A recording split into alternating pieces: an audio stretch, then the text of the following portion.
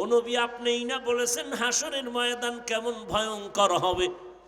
সূর্য মাথার উপরে, এই জমিন হবে কিয়ামতের মাঠ, এই জমিন হবে কিয়ামতের মাঠ। সিরিয়ার জমিন হবে আল্লাহর বিচারালয়, আদালত। আল্লাহ হাসরের ময়দানে নারী পুরুষ উলঙ্গ দাঁড় করাবেন, সব উলঙ্গ।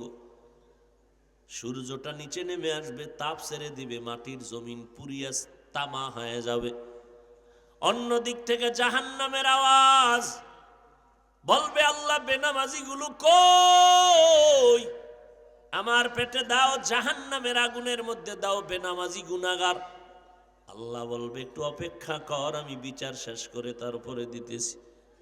নবীজি বলেন, এত কঠিন পরিস্থিতি কিয়ামতের ময়দান হয়ে যাবে।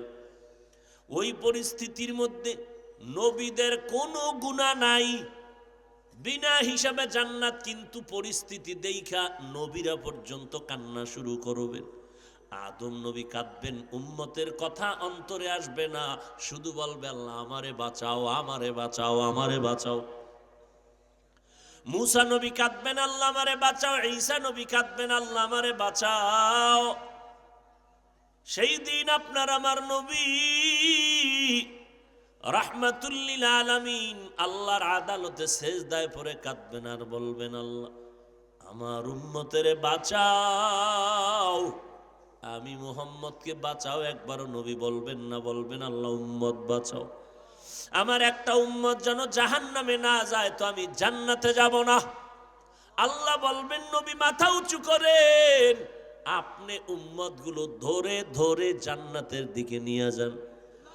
নবী বলেন, আমি তখন আল্লাহর অর্ডার পাইয়া আমার উম্মত গুলো বাছাই করে জান্নাতের দরজার দিকে নিব। আম্মা জান আয়েশা বলে, নবী কোটি কোটি কোটি কোটি সহস্র কোটি মানুষ, আপনার উম্মত গুলো কেমনে চিনবেন? নবী বলেন, আমার উম্মত যারা ওযু বানাইয়া 5 বেলার নামাজ পড়তো, ওদের ওযুর অঙ্গগুলো হাসরের ময়দানে নূরের আলোতে ঝলমল করতে থাকবে, আর আমি নবী দেখে দেখে তাদের জান্নাতে নিয়ে যাব। মকুন সুসুতি নামাজে পাঞ্জে গানা ফাওয়াইনুল লিল মুসাল্লিনাল্লাযিনা মুমিনারা ইনামাজে ইমদাদে দা ইস্তাঈনু আয়াতে কুরআবাখা। এ যুবক, স্কুলে পড়ো আলহামদুলিল্লাহ, ওই পড়া ছাড়িস না। কলেজে পড়, চাকরি কর, ব্যবসা কর, আমার মতো হুজুর হওয়ার চিন্তাও করবি না, দরকার নাই। তবে যেই লাইনেই থাকো, 5 বেলার নামাজটা ঠিক মতো পড়িস রে বাবা। মা বাবার সাথে ভালো ব্যবহার করে বেশি বেশি দোয়া নিবি। আলেম ওলামা পাইলে সালাম দিয়া দোয়া চাবি, মাথাটা পেতে বলবি, হুজুর একটু মাথায় দোয়া করে দেন, হাত বুলাইয়া দেন। মায়ের কাছে গিয়া বলবি, মা তোমার হাতটা মাথায় দিয়ে একটু দোয়া করিয়া দাও। আমি নামাজ ছাড়ব না, যেই লাইনেই থাকো নামাজটা ছাড়বি না। জবান দিয়া কোনো কারো সাথে খারাপ ব্যবহার করবি না। তোর আচরণে যেন কোনো আলেম কষ্ট না পায়, তোর জবানের ব্যবহারে যেন কোনো মুরব্বীরা কষ্ট না পায়, তোর ব্যবহারে যেন কোনো শিক্ষকেরা কষ্ট না পায়, তোর ক্লাসের ভাই বোনেরা যেন কষ্ট না পায়। তুই ডাক্তার হইয়াও দেখবি জান্নাতের রাস্তা ওপেন হয়ে গেছে। ও যুবকেরা বলবা, হুজুর কেমনে? একটু নজর করে দেখ, তোর ডানে বামে খেয়াল করে দেখ। তুই যেই ক্লাসে, যেই স্কুলে পড়ো, ওই স্কুলের ওই ক্লাসের ছাত্র এবং ছাত্রী, আল্লাহকে সাক্ষী রেখে বল, নামাজ পড়নেওয়ালা ছাত্র ছাত্রী তোদের স্কুলে আসেনি? আল্লাহ বলেন, আমি পরীক্ষা করার জন্য তোমাদের পাঠাইলাম, আমি ভয়ের মাধ্যমে তোমাদের পরীক্ষা করে ঈমান যাচাই করব। আমি আল্লাহ ক্ষুধার মাধ্যমে তোমাদের ঈমান যাচাই করব, পরীক্ষার মাধ্যমে। মাঝে মাঝে খানা কম দিয়া দিয়া দেখবো তুমি ক্ষুধার তাড়নায় আমি আল্লাহরে ভুলে গিয়া গ্রামীণ ব্যাংকে গিয়া জিব্বা বের করনি। আমি পরীক্ষা করব, দুনিয়া পরীক্ষার হল। আমি তোমার ঈমানটারে যাচাই করব, ঠিক আছে না ডাইনমাম যাইতেছে। আমি আল্লাহ তোমার জানের উপরে পরীক্ষা চাপায় দিব, ছেলে দিয়া নিয়ে যাব, মেয়ে দিয়া নিয়ে যাব। আমি যাচাই করে দেখব তুমি কতটুকু ঈমান নিয়ে আমাকে মজবুত করে মহব্বত করো। আমি আল্লাহ তোমারে ধনী বানাইয়া আবার গরিব বানায় দিব। পরীক্ষা করব সম্পদ, মাঠে ফসল বাড়ায় দিব আবার কমায় দিব। আমি তোমারে পরীক্ষা করব। আর এই পরীক্ষায় যদি পাশ করতে চাও, একটা পুঁজি লাগবে, যেই পুঁজিটা না থাকলে কামিয়াব হতে পারবা না। ওই পুঁজির নাম হলো ধৈর্য। ওই পুঁজির নাম কি? ও মোবাইলওয়ালারা বন্ধ কর। মাওলায় যদি তোকে হেদায়াত দেয় তো মোবাইলটা বন্ধ কর। যারা বুঝে না এগো বুঝায় দেয়, নাইলে এই মোবাইলে জাহান্নামে যাবি যাবি যাবি, এছাড়া উপায় নাই।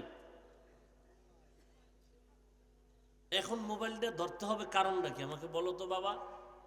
এই যুবক, আমি তোমার এখানে আসছি, তুমি যদি আমাকে চিনো না চিনো, এই বন্ধুরে কাছে পায়া এরপর কি অন্যদিকে ফিরে থাকে? হ্যাঁ, তোমাদের আকল নষ্ট হয়ে গেছে।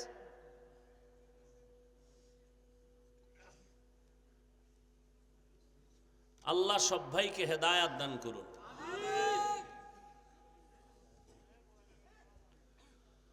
আল্লাহ, বাবায় যদি মান্নত করে থাকে তার করার কি? যে মোবাইল নিয়ে তোরে জাহান্নাম পর্যন্ত পৌঁছায় দেয়া হোক। কেমনে বুঝাইলে উম্মত আখেরাত মুখী হবে আল্লাহ ভালো জানেন। আল্লাহ পরীক্ষা দেওয়ার জন্য পাঠাইছেন। পরীক্ষায় পাশ করতে হলে একটা পুঁজি লাগবে, নাম কি বললাম? ধৈর্য। এজন্যই তো নবী বলেন, আল্লাহ যাকে বেশি ভালোবাসার চিন্তা করেন তাকে মুসিবত দেন, ধৈর্যের পরীক্ষা নিবেন। স্বামী আর স্ত্রী ঘরের ভেতরে জীবন কাটায়, সুখের সংসার, বহু বছর ধরে সংসার চলতেছে। একদিন স্বামী বেচারা স্ত্রী নিয়ে দাম্পত্য জীবনের সুখময় আলোচনায় ব্যস্ত হয়ে গেল। স্ত্রী ডাক দিয়া কয়, স্বামী বলো তুমি আমাকে কেমন মোহাব্বত করো? বলে, কলিজা দিয়া করি, তুমি আমার জীবন, তুমি আমার মরণ। স্ত্রী বলে, পরীক্ষামূলক, আমি যদি পরীক্ষা করি পাশ করবা? স্বামী বেচারা বলে, পাশ করব। কি পরীক্ষা করবা হে বিবি? স্ত্রী ডাক দিয়া কয়, স্বামী আমার মোহব্বতটা তোমার অন্তরে কি বদ্ধমূল আছে নি? বলে আছে। তুমি আমারে অন্ধের মতো ভালোবাসোনি? বলে ভালোবাসি। কেমন? বলে তুমি যা চাইবা তা আমি দিতে বাধ্য, তুমি আমার জীবন। চাইলেই দিবানি? কাহা দিব? আবার বলো দিবানি? কয়ে দিব। ভালো করে বলো দিবানি? কয়ে দিব। স্ত্রী পরীক্ষামূলক বললেন, তালাক দাও। কি দাও? তালাক। ভালো স্বামী, ভালো পুরুষ কখনো তালাক দেয়নি। কোন ভালো মানুষ তালাক দেয় না। স্বামীকে কইলে কি তালাক? এই চিন্তা তোমার মাথায় চাপলো কেন? বলে, তুমি ওয়াদা করেছো চাইলেই দিবা, দাও। ওয়াদা করেছো, দাও। স্বামী বেচারা বলে, কলিজা ভেঙ্গে যাবে, তালাক দিব না। বলে, ওয়াদা করেছো দিতেই হবে, না হয় আমি বুঝবো তোমার ভালোবাসার ওয়াদা মিথ্যা। লাগছে তর্ক, দৌড়াচ্ছে পয়গম্বরের দরবারে সমাধানের জন্য। নুজহাতুল মাজালিসের মধ্যে ঘটনা আছে, দোনোজন রওয়ানা পয়গম্বরের দরবারে সমাধান নিবেন। রাস্তার মাঝে গিয়া স্বামী বেচারা রাস্তার পার্শ্বে পড়ে গিয়া পাও ভেঙ্গে গেছে। চিৎকার দিয়া কান্না করে, আমারে বাঁচাও। স্ত্রী স্বামীর হাত ধরে বলে, ও স্বামী, কান্না করবা না, চলো আমরা বাড়ি চলো। নবীর দরবারে যাওয়ার কথা এখন ভুলে গেছো? কয় হ্যাঁ, বন্ধু বাড়ি চলো। স্বামী বেচারাকে কোন রকম হেসরাইয়া বাড়ি নিয়ে চললো। এবার স্বামীকে খেদমতের সাথে সুস্থতার সাথে বিশ্রামে দিল। এবার বলে, স্বামী গো, আমি যে তোমার কাছে তালাক চাইছিলাম ওই কথাটা আমি উড্ড করে নিলাম। স্বামী বেচারা বলে, বিবি কেনই বাবার ফিরাইয়া নিলা? আল্লাহর বান্দি ডাক দিয়া কয়, স্বামী আমার, আমি তো এক গরিবের সন্তান, আমি অত্যন্ত কষ্ট করা জীবন যাপনের মানুষ, তোমার ঘরে আসছি আলহামদুলিল্লাহ। আমি আমার আল্লাহর মোহাব্বতকে অন্তরে প্রাধান্য দিয়েছি। তোমার ঘরে এত বছর জীবন কাটাইলাম, দেখলাম তোমার ঘরে কোনো মুসিবত নাই। বহু চিন্তা করে দেখলাম যেখানে মুসিবত নাই সেখানে আল্লাহর কোনো রহমত নাই, যেখানে আল্লাহর কোনো রহমত নাই সেখানে আমিও নাই। এজন্য তালাক চাইছি। হঠাৎ পাটা ভেঙ্গে যখন তুমি কান্না শুরু করেছো, দেখলাম মুসিবত চলে আসলো। যেখানে মুসিবত আছে সেখানে রহমত আছে, সেখানে আমিও আছি।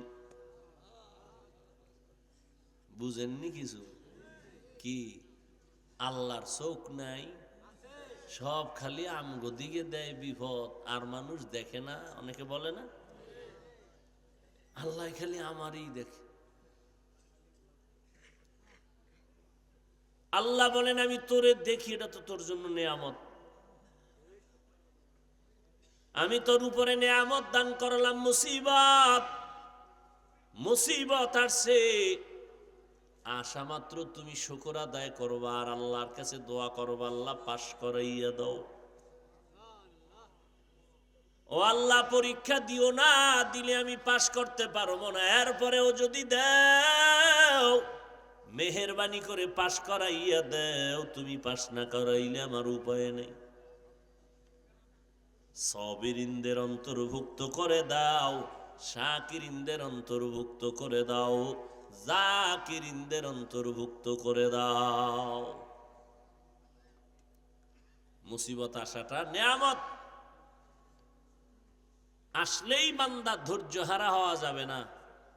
সবর আর একটা পুঁজি লাগবে, তাই দেখবা সাহায্যের দরজা খুলে গেছে। নামাজ। ইয়া আইয়ুহাল্লাযীনা আমানু ইসতাঈনু বিস-সাবরি ওয়াস-সালাহ। সাহায্য প্রার্থনা করো ও মুমিন, সবর ও সালাতের মাধ্যমে। মুমিনদেরকে আল্লাহ বললেন সাহায্য কামনা করো, প্রার্থনা করো। বেঈমানকে কেন সাহায্য প্রার্থনার কথা বললেন না? অথচ জমিনে এমন একটা মানুষ দেখা যায় না অন্যের সাহায্য সহযোগিতা ছাড়া একা একা চলতে পারে। সাহায্য ছাড়া চলার কোনো গতি কারো নাই। একজনের কাছে টাকাও আছে, সুন্দর বাড়ি গাড়ি সব আছে। এই লোকটা যদি চিন্তা করে আমি কারো কাছে মাথা নত করব না, কারো কাছে গিয়ে কিছু চাইব না, লোকটা না খাইয়া অল্প দিনে মরে যাইতে বাধ্য হবে। এই টাকাওয়ালা ভাই, টাকার গরম দেখাইয়া অহংকারী হইও না। তোমার টাকা নিয়া মাছ বাজারের গরিব মাছওয়ালার কাছে যদি না যাও, কপালে মাছ জুটবে না। কি আল্লাহ বলেন সাহায্য প্রার্থনা করো। সাহায্য লাগবেই, সাহায্য ছাড়া চলার উপায় নাই। কিন্তু বেঈমানকে না বলে মুমিনকে আল্লাহ আলাদা করে বললেন কেন? কারণ জান্নাত শুধু মুমিন পাবে, কোনো বেঈমান জান্নাত পাবে না। জান্নাত কারা পাবে? একমাত্র মুমিন। জাহান্নাম থেকে মুক্তি পেয়ে এরা জান্নাতে যাবে, কিন্তু কোনো বেঈমান কখনোই জান্নাত পাবে না।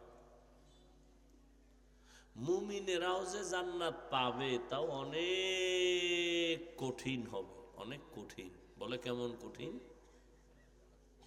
এই ভাই আপনারা বিরক্ত হইলে আমি মোনাজাত দিয়ে চলে যাব, তো উঠা বসা করেন কেন?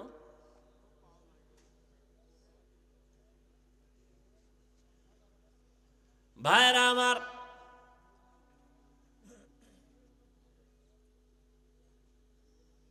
মুমিনেরা যে জান্নাত পাবে তাও বড় কঠিন হয়ে যাবে, কারণ পয়গম্বর বলেন قال النبي صلى الله عليه وآله وسلم إن بني إسرائيل تفرقت على 72 ملة وتفترق أمتي على 73 ملة كلهم في النار إلا ملة واحدة قالوا من هي يا رسول الله قال ما أنا عليه وأصحابي পয়গম্বর বলেন শ্রেষ্ঠ নবী যার মতো কোন নবী আছে নাকি?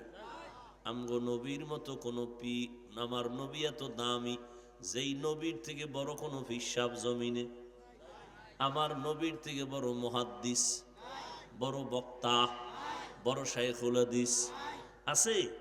কেউ যদি মনে মনে ভাবো যে আমার নবীর থেকে বড় হিসাব অমুকে, তুমি বেঈমান। কেমন মায়ার নবী আমার,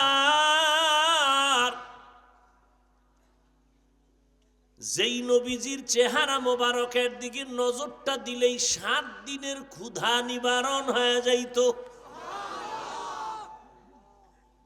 কেমন রাহমাতুল লিল আলামিন, যেই নবীর ঘাম থেকে মিশকের ঘেরান আসতো।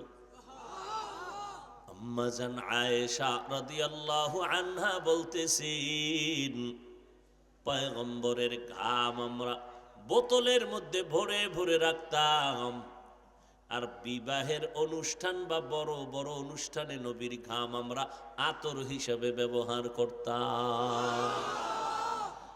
ইমামুল আউয়ালিন আল আখিরিন বহরে সাদকা রহমাতাল লিল আলামিন সাইয়্যিদুল কাউনাইন খাতমুল মুরসালিন আখিরামত বুদে ফখরুল আউয়ালিন।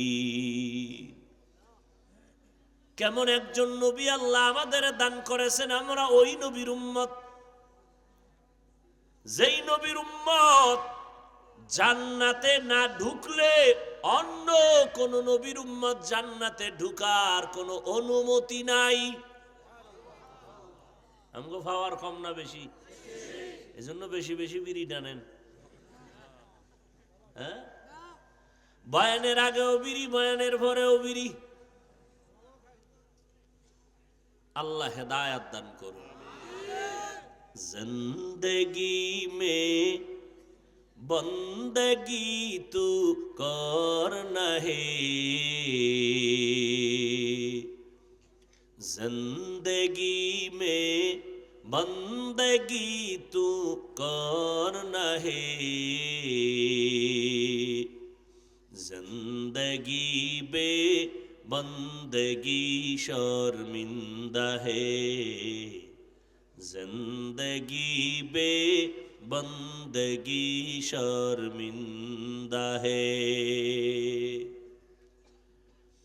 दुनिया में हो दुनिया का तलबगार ना हो,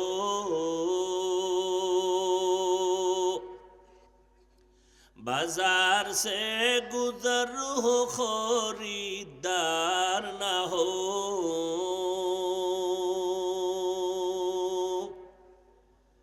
दुनिया में हो दुनिया का तलबगार ना हो, बाजार से गुजर हो खरीदार ना हो, ये दुनिया एक मिसले कागज फूल है, ये दुनिया एक मिसले कागज फूल है, जिंदगी में बंदगी तू करना है, जिंदगी में बंदगी तू करना है, जिंदगी बे बंदगी शर्मिंदा है, जिंदगी बे बंदगी शर्मिंदा है। भाईरा आमार, মদিনার নবী বলেন এর উম্মতের দল, আমার আগে একটা সম্প্রদায় ছিল, একটা জাতি ছিল বনি ইসরাইল, ইয়ারা ইয়াকুব নবীর সন্তান, ইয়াকুব আলাইহিস সালামের সন্তান এরা। ইয়াকুব নবীর আল্লাহ তাআলা তার আর একটা নাম রেখেছিলেন ইসরাইল, মানে আল্লাহর বান্দা, বানি মানে সন্তান, ইসরাইল আল্লাহর বান্দার সন্তান। ইয়াকুব আলাইহিস সালাম তার প্রথম ঘরে 10টা সন্তান, দ্বিতীয় ঘরে 2 সন্তান, ইউসুফ আলাইহিস সালাম আর বেনিয়ামিন। ইয়াকুব নবীর পরবর্তী যত বংশধর সবাইকে বনি ইসরাইল বলে। আল্লাহ তাআলা এদেরকে এত নেয়ামত দান করেছেন, বড় নেয়ামত হলো শত শত নবী তার বংশে আসছে। দ্বিতীয়, আল্লাহ অনেক নেয়ামত দিয়েছেন, কষ্ট ছাড়া আসমান থেকে ডাইরেক্ট খানা পাঠাইছেন, ডাইরেক্ট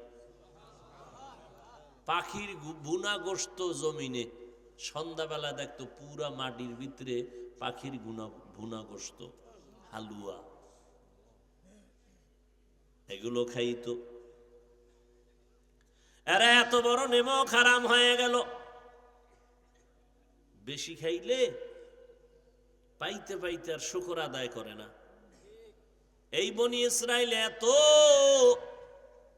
আল্লাহর সাথে গাদ্দারি শুরু করলো, নবীদের সাথে রসুলদের সাথে এত বেয়াদবি, আল্লাহ আসমানের খানা বন্ধ করে দিলেন। নবীজি বলেন, আমগো নবী বলেন, এই চালাক বনি ইসরাইলেরা যদি চালাকি না করত, আমি মুহাম্মদের উম্মতেরাও ডাইরেক্ট আসমান থেকে খানা পাইত।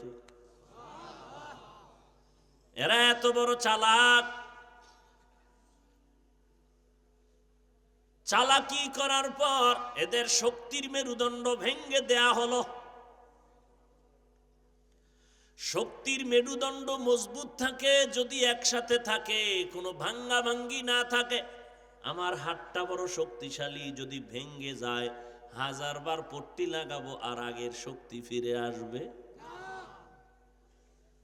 বনি ইসরাইলরা এত বড় এক জাতি, এত শক্তি, কিন্তু নিজেদের মধ্যে দ্বন্দ্ব লাগিয়া লাগিয়া লাগিয়া লাগিয়া দল দল দল দল হয়ে গেল। ঘরে ঘরে দল, কয়েক দল, দ্বন্দ্ব শুরু হয়ে গেল। একজনে মার খায়, পাশের লোকটা তাকায় তাকায় হাসে, কয় আরো দে। আমগো অবস্থা এরকম আছে না? একজন হুজুরের গালি দিতে পারলে আর একজন খুশি হয়, একজন আলেমকে জেলখানায় নিলে আর এক আলেম খুশি,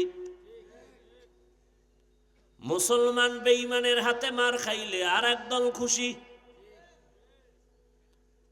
কেউ যদি ব্যবসায় লস খায়, পাশের বাড়িওয়ালা ব্যবসায়ীরা খুশি। কারো সন্তান পরীক্ষায় ফেল করলে পাশের বাড়িওয়ালারা খুশি, পাস করলে সইতে পারে না। ব্যবসায় লাভবান হইলে আর এক ব্যবসায়ী সইতে পারে না। এরকম বরকতের গুণ আছে না আমগো ভিতরে? হ্যাঁ, এই বরকতেই তো আমরা এত দূর আগায় গেছি। কুত্তার মতো একজন আর একজনের পিছনে লাগা। নবী বলেন এরা দলাদলি করতে করতে দলের সংখ্যা হলো ৭২। আমি মুহাম্মদের উম্মতের আরো অ্যাডভান্স হয়ে দল আরেকটা বেড়ে যাবে কয়টা?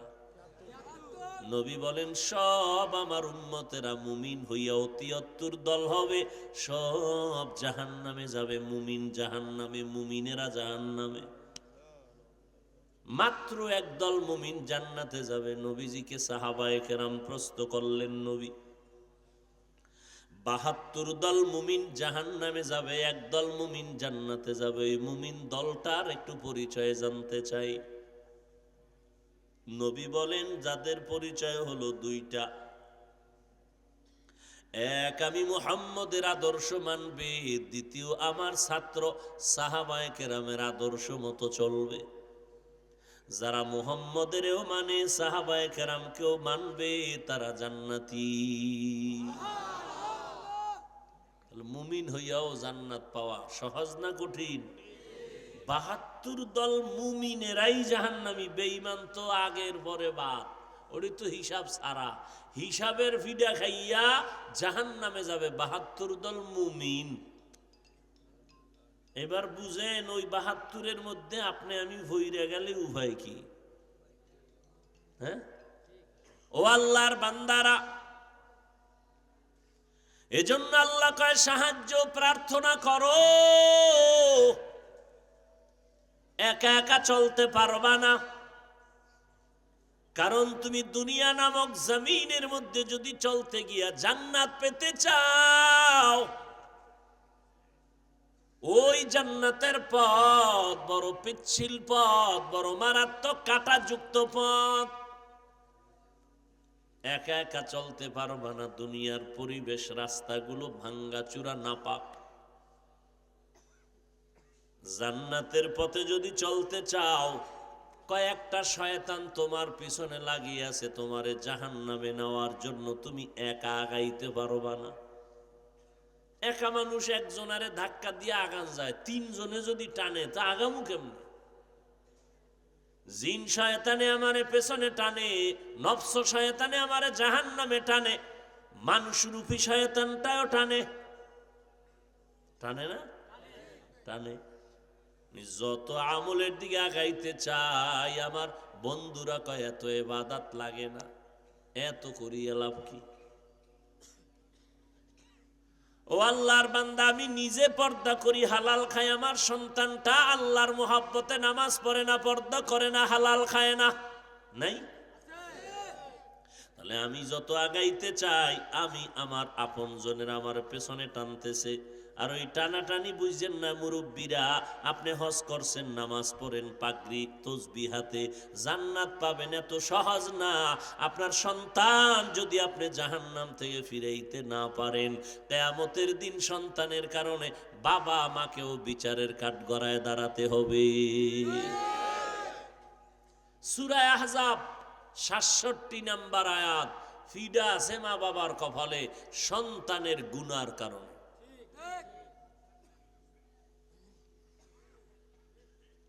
এরপরে যে আমি একটু সামনে আগাবো, আমি তো শক্তিও দুর্বল আমার, কারণ আমার আল্লাহ বানানোর সময় বানাইছেনি দুর্বল করে, নাপাক পানি দিয়া।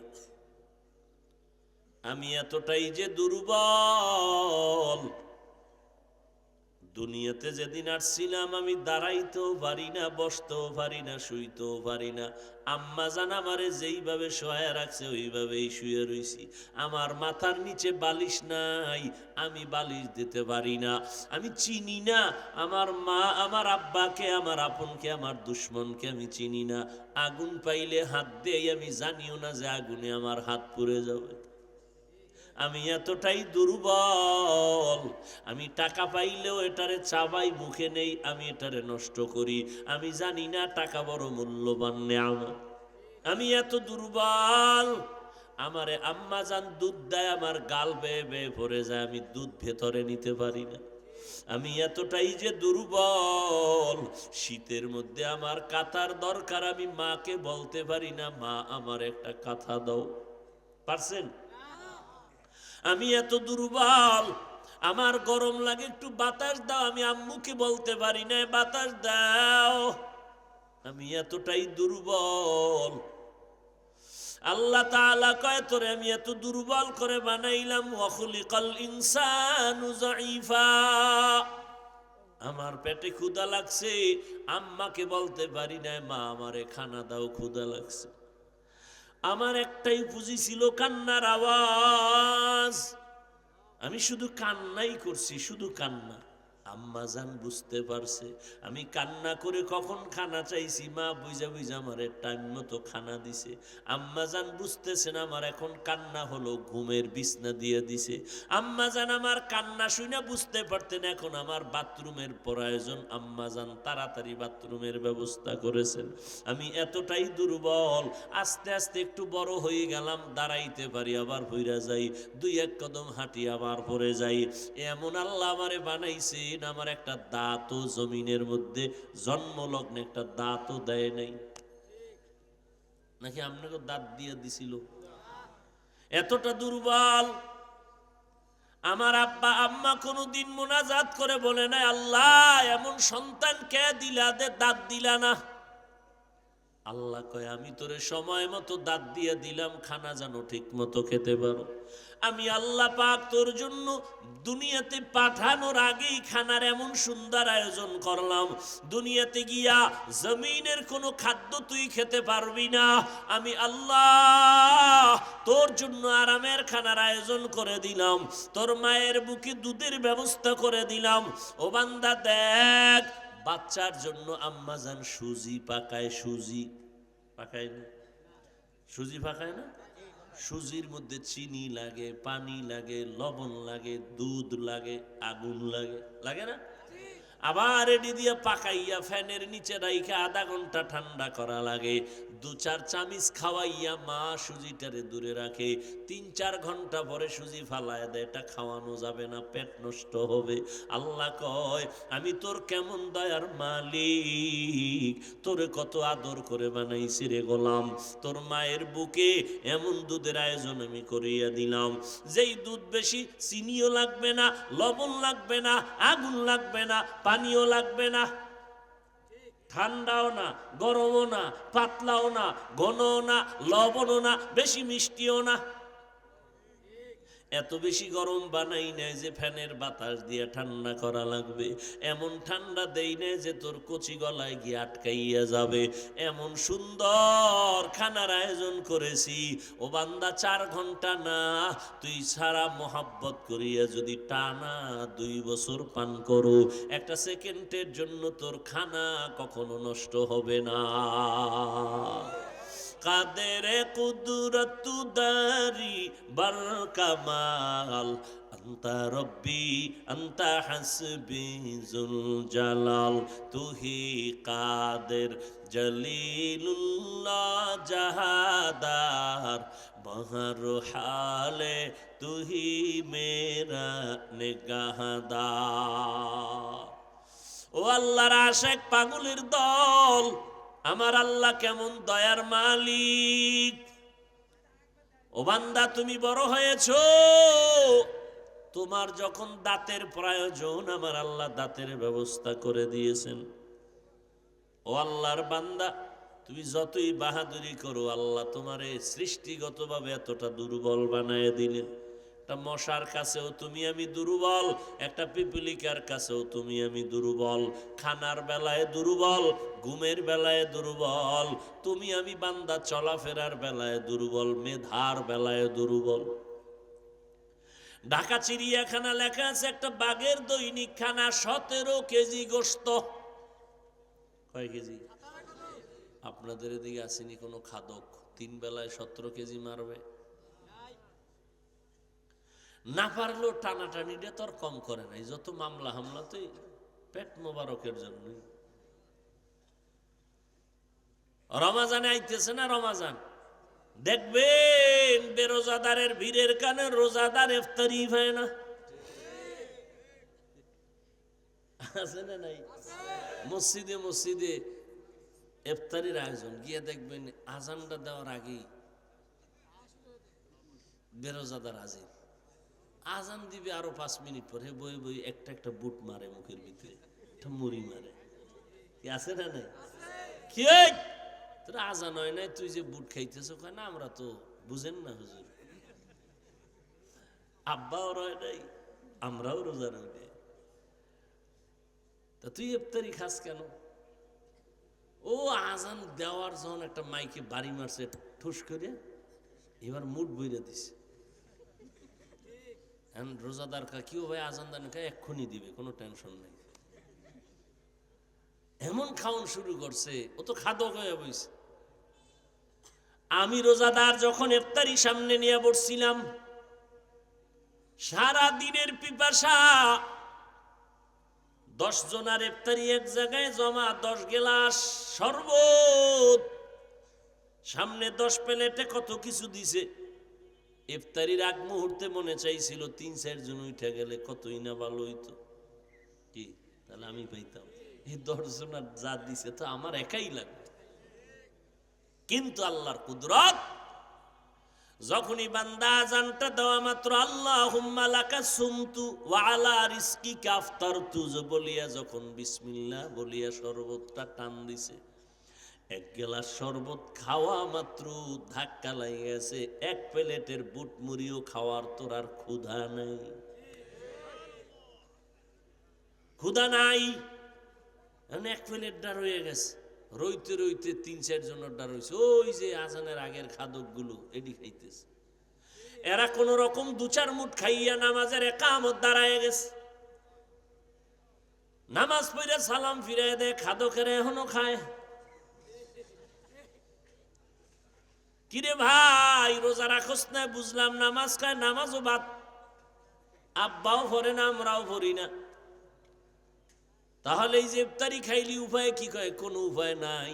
হাসরের ময়দানে আল্লাহ যদি জিগাইয়েই বসে, নামাজও পড়লি না, রোজাও রাখলি না, ইফতারিটাও কি খাইতে পারলি না,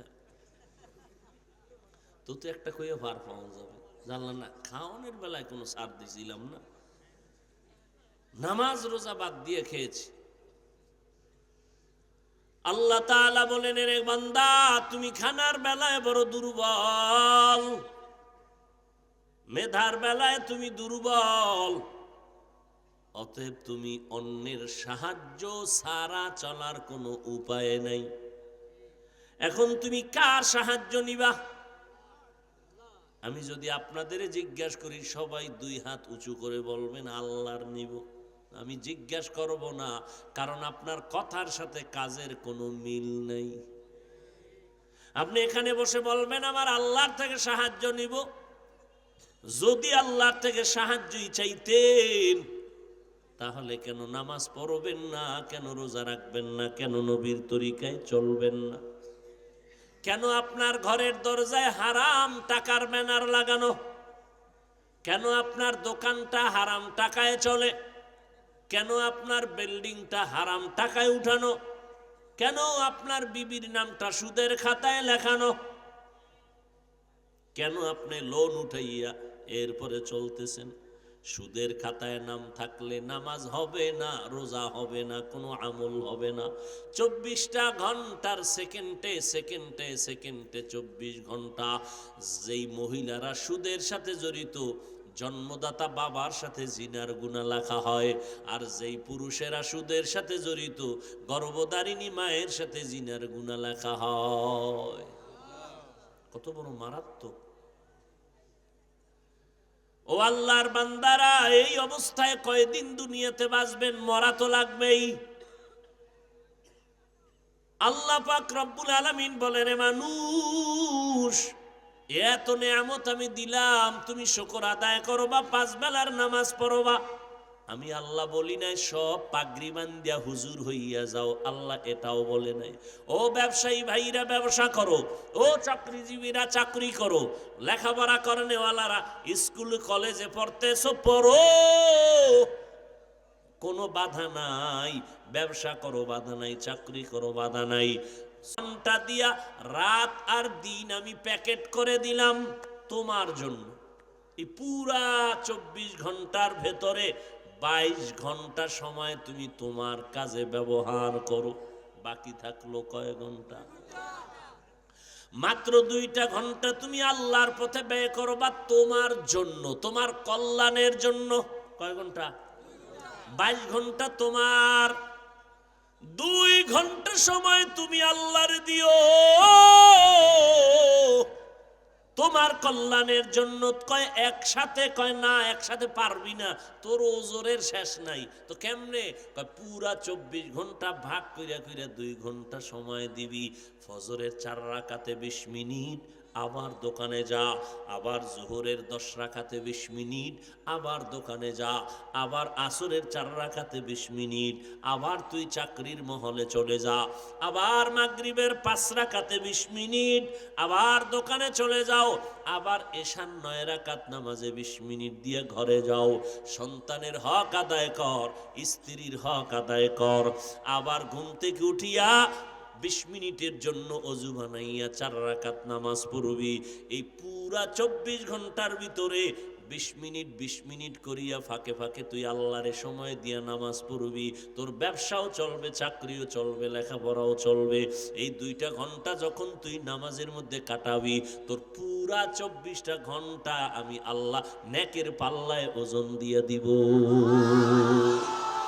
আতিনা ফি দারে দুনিয়া না হাসান, আতিনা ফি দারে উকবা না হাসান, ইয়া গিয়াসাল মুস্তাগীসি নাহদিনা লাফতিখারা বিল উলুমে ওয়াল গিনা।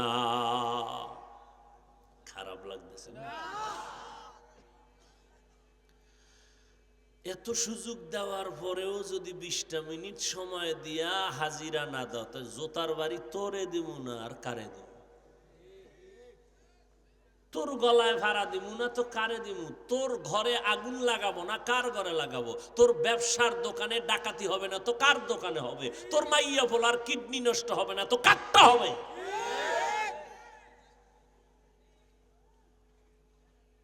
খাইতেছ আমার দেওয়া পানি, তোর বাপে দিছে পানি?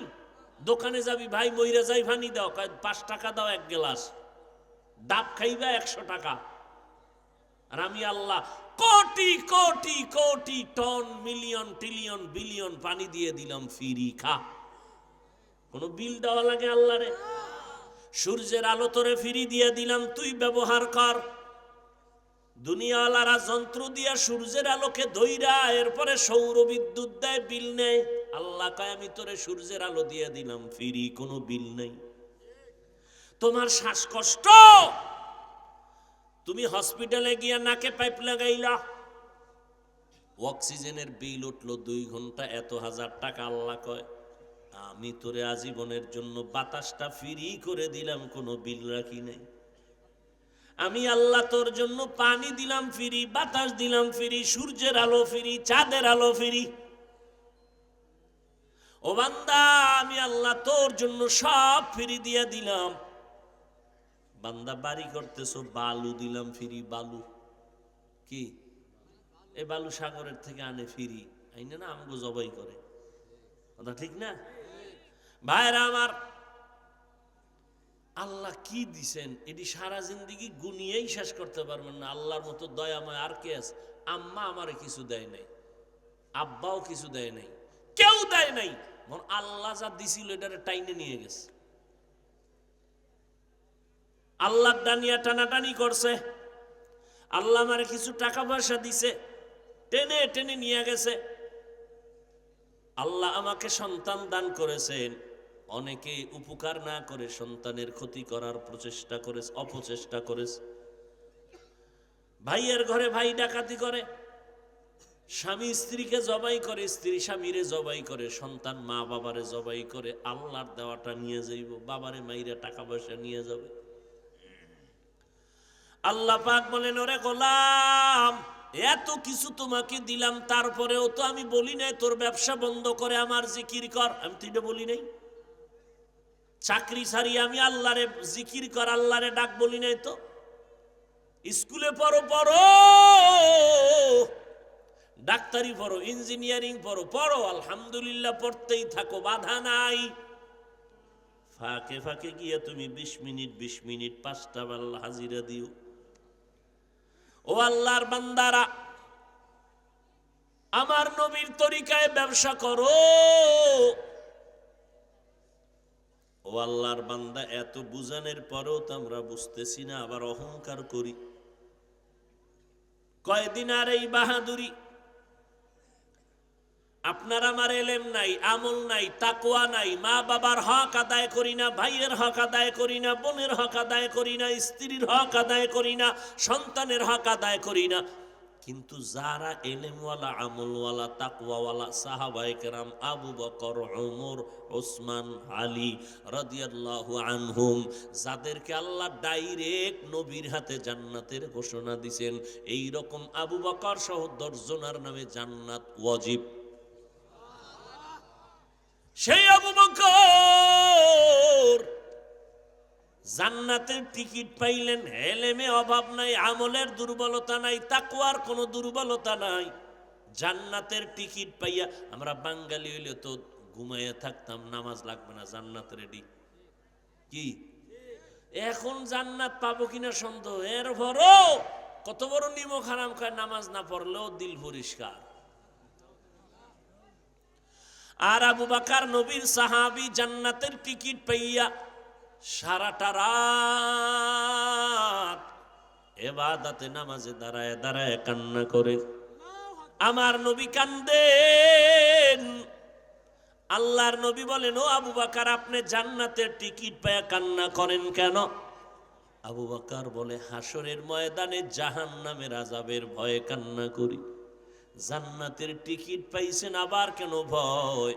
আবু বকর বলে, নবীজি, যেই আল্লাহ খুশি হইয়া জান্নাতের টিকিট দিছেন, যদি আল্লাহ আমার কোনো কাজে বেজার হয়, টিকিট আবার ক্যান্সেল হয়ে যেতে পারে।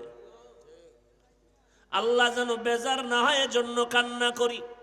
কিয়ামতের দিন যদি আল্লাহর আদালতে আল্লাহ হাজির করিয়া বলে, আবু বকর, আমি যেইভাবে নামাজ পড়লে খুশি হব, সেইভাবে তুমি নামাজ জীবনে পড়তে পারো নাই। আমি যেইভাবে খুশি হইয়া কোরআন তেলাওয়াত শুনবো, ওইভাবে তুমি শুনাইতে পারো নাই। আজকে জাহান্নামের হ্যান্ডকাপ তোমার হাতে লেগে যাবে। ও নবী, আপনিই না বলেছেন হাসরের ময়দান কেমন ভয়ঙ্কর হবে? সূর্য মাথার উপরে, এই জমিন হবে কিয়ামতের মাঠ। এই জমিন হবে কিয়ামতের মাঠ। সিরিয়ার জমিন হবে আল্লাহর বিচারালয়, আদালত। আল্লাহ হাসরের ময়দানে নারী পুরুষ উলঙ্গ দাঁড় করাবেন, সব উলঙ্গ। সূর্যটা নিচে নেমে আসবে, তাপ ছেড়ে দিবে, মাটির জমিন পুরিয়া তামা হয়ে যাবে। অন্য দিক থেকে জাহান্নামের আওয়াজ বলবে, আল্লাহ, বেনামাজি গুলো কই? আমার পেটে দাও, জাহান্নামের আগুনের মধ্যে দাও বেনামাজি গুনাহগার। আল্লাহ বলবে, একটু অপেক্ষা কর, আমি বিচার শেষ করে তারপরে দিতেছি। নবীজি বলেন, এত কঠিন পরিস্থিতি কিয়ামতের ময়দান হয়ে যাবে। ওই পরিস্থিতির মধ্যে নবীদের কোনো গুনাহ নাই, বিনা হিসাবে জান্নাত। কিন্তু পরিস্থিতি দেখা নবীরা পর্যন্ত কান্না শুরু করবেন। আদম নবী কাঁদবেন, উম্মতের কথা অন্তরে আসবে না, শুধু বলবে, আল্লাহ আমারে বাঁচাও, আমারে বাঁচাও, আমারে বাঁচাও। মুসা নবী কাঁদবেন, আল্লাহ আমারে বাঁচাও। ঈসা নবী কাঁদবেন, আল্লাহ আমারে বাঁচাও। সেই দিন আপনার আমার নবী রাহমাতুল লিল আলামিন আল্লাহর আদালতে সেজদায় পড়ে কাঁদবেন আর বলবেন, আল্লাহ আমার উম্মতের বাঁচাও, আমি মুহাম্মদকে বাঁচাও। একবারও নবী বলবেন না, বলবেন, আল্লাহ উম্মত বাঁচাও, আমার একটা উম্মত যেন জাহান্নামে না যায়, তো আমি জান্নাতে যাব না। আল্লাহ বলবেন, নবী মাথা উঁচু করেন, আপনি উম্মতগুলো ধরে ধরে জান্নাতের দিকে নিয়ে যান। নবী বলেন, আমি তখন আল্লাহর অর্ডার পাইয়া আমার উম্মতগুলো বাছাই করে জান্নাতের দরজার দিকে নিব। আম্মা জান আয়েশা বলে, নবী, কোটি কোটি কোটি কোটি সহস্র কোটি মানুষ আপনার উম্মত গুলো কেমনে চিনবেন? নবী বলেন, আমার উম্মত যারা ওযু বানাইয়া 5 বেলার নামাজ পড়তো, ওদের ওযুর অঙ্গগুলো হাসরের ময়দানে নূরের আলোতে ঝলমল করতে থাকবে, আর আমি নবী দেখে দেখে তাদের জান্নাতে নিয়ে যাব। মকুন সুসুতি নামাজে পাঞ্জে গানা ফাওয়াইনুল লিল মুসাল্লিনাল্লাযিনা মুমিনারা ইনামাজে ইমদাদে দা ইস্তাঈনু আয়াতে কুরআবাখা। এ যুবক, স্কুলে পড়ো আলহামদুলিল্লাহ, ওই পড়া ছাড়িস না। কলেজে পড়, চাকরি কর, ব্যবসা কর, আমার মতো হুজুর হওয়ার চিন্তাও করবি না, দরকার নাই। তবে যেই লাইনেই থাকো, 5 বেলার নামাজটা ঠিক মতো পড়িস রে বাবা। মা বাবার সাথে ভালো ব্যবহার করে বেশি বেশি দোয়া নিবি। আলেম ওলামা পাইলে সালাম দিয়া দোয়া চাবি, মাথাটা পেতে বলবি, হুজুর একটু মাথায় দোয়া করে দেন, হাত বুলাইয়া দেন। মায়ের কাছে গিয়া বলবি, মা তোমার হাতটা মাথায় দিয়ে একটু দোয়া করিয়া দাও। আমি নামাজ ছাড়ব না, যেই লাইনেই থাকো নামাজটা ছাড়বি না। জবান দিয়া কোনো কারো সাথে খারাপ ব্যবহার করবি না। তোর আচরণে যেন কোনো আলেম কষ্ট না পায়, তোর জবানের ব্যবহারে যেন কোনো মুরব্বীরা কষ্ট না পায়, তোর ব্যবহারে যেন কোনো শিক্ষকেরা কষ্ট না পায়, তোর ক্লাসের ভাই বোনেরা যেন কষ্ট না পায়। তুই ডাক্তার হইয়াও দেখবি জান্নাতের রাস্তা ওপেন হয়ে গেছে। ও যুবকেরা বলবা, হুজুর কেমনে? একটু নজর করে দেখ, তোর ডানে বামে খেয়াল করে দেখ। তুই যেই ক্লাসে যেই স্কুলে পড়ো, ওই স্কুলের ওই ক্লাসের ছাত্র এবং ছাত্রী, আল্লাহকে সাক্ষী রেখে বল, নামাজ পড়নেওয়ালা ছাত্র ছাত্রী তোদের স্কুলে আসেনি? কি মিছা কথা কও না সত্য কও? যদি থাকে তুমি পারবা না কেন? তোমার স্কুলের ছাত্র যদি নামাজ পড়ে তুমি কেন পারবা না? তোমার মতো যুবক রাস্তায় গাড়ি চালাইয়াও যদি নামাজ পড়ে তুমি কেন পারো না? তোমার মতো যুবক ব্যবসা করে নামাজ পড়ে তুমি কেন পারো না? তোমার মতো বান্দা ময়দানে কৃষি কাজ করে গামছা বিছাইয়া নামাজ পড়ে, বলো বাবা তুমি কেন পারবা না?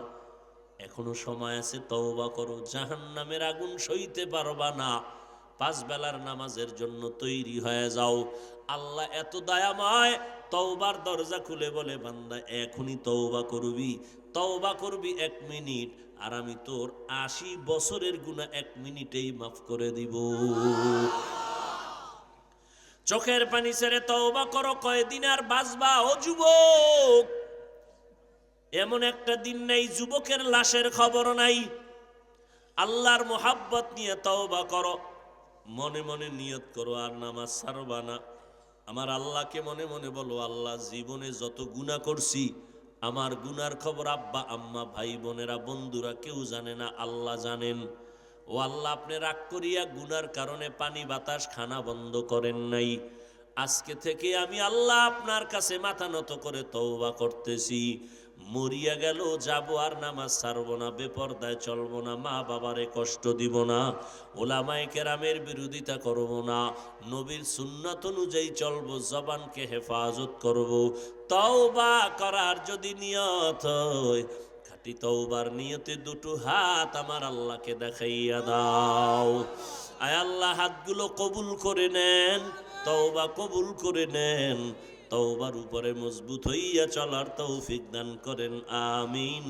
আলহামদুলিল্লাহি রাব্বিল আলামিন, ওয়াসসালাতু ওয়াসসালামু আলা সাইয়্যিদিল আমবিয়াই ওয়াল মুরসালিন ওয়া আলা আলিহি ওয়া আসহাবিহি আজমাইন। ইয়া আরহামার রাহিমিন, ইয়া আরহামার রাহিমিন, ইয়া আরহামার রাহিমিন।